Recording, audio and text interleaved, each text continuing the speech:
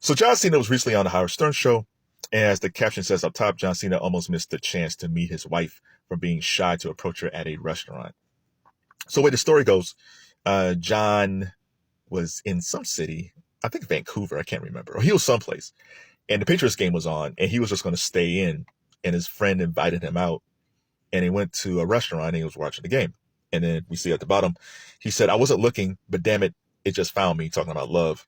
"I didn't know the game was over, and I get up to leave, and one of her friends comes over and was like, 'Can I get a picture?'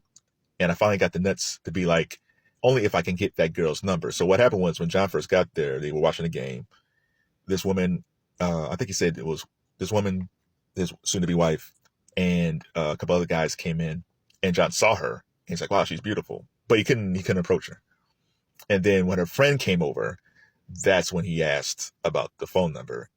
And if that friend never came over, he might have missed out of the love of his life, you know? Now, I'm a shy guy. I've been a shy guy since I was a kid. I also got anxiety, so that's a double whammy. So I live a life of regrets of missing out on the girls that I didn't talk to. I never went to prom. I didn't date at all in high school. Didn't date at all during high school. Things changed in college because I felt more comfortable. I was in programs. I was part of the radio station. I was in classes with a lot of different people. I was more in my skin in college. So the thing I would always say to young men, if you're a young guy and you're watching this and you're in high school and college, there's no better time for you to date than right now. Now, if you become very successful and you make a lot of money or become very popular like Cena, you have a better opportunity. But even then, there's a lot of guys who make 6, 7 figures in the Silicon Valley or around the world who still have to hire dating coaches because they're still terrible talking to women. Just because you make a lot of money does not mean that's going to change who you are. If you're not good at talking to people. Like Cena, I'm sure Cena probably has anxiety approaching women. But then once he gets there, I think he's fine. My issue is the women that I mostly dated over the years, they were more aggressive than me. So it made my job a little bit easier. But my last girlfriend, I was actually more assertive and it worked out. Like we were together for a while. And it's like, wow, like this can work out. I can be somewhat suave and, I don't know what got into me that day. It's just like, screw it. I'm just going in. I'm not thinking about it. I found that if I'm not thinking about the situation, I just do it. It works. The problem is I just get into my head too much and overthink. But the thing about, I'm a sucker for a love story. And it gets very tragic these days when you're on TikTok and you see videos like the girl being upset that the dude took her to Steak and Shake, and these videos of women being upset these guys not taking the high class restaurants. It's like, come on. If I'm talking to young men today, the best opportunities for you to date is in high school and college, especially college. And the reason I say that is you'll never be an opportunity, especially in college, where you're going to meet so many different women in different ways.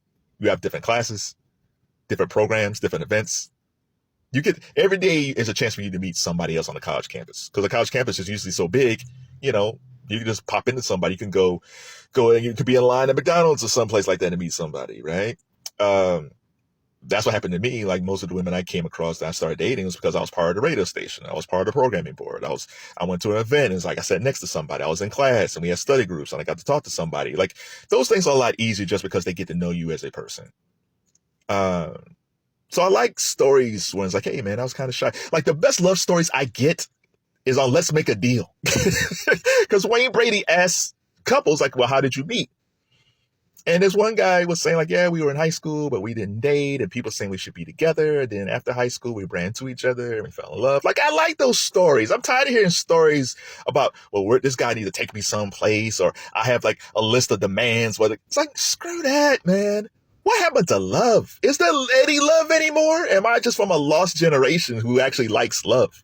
Because I never hear this. I don't hear people say, man, I like to meet someone I want to grow old with. I want to be with someone who, if I get sick, they'll take care of me. I want to be with somebody that can laugh at my jokes. I can laugh at their jokes. I want to be with somebody who, I can lean on them in tough times. You don't hear that. It's almost like, oh no, well, how much money do you make? Or he has to be this size. How tall is he? Is he big enough? Like, there's nothing wrong with love. an opportunity and taking a chance. And luckily for John, his wife's friend helped him out, and he took that chance. And he's happy.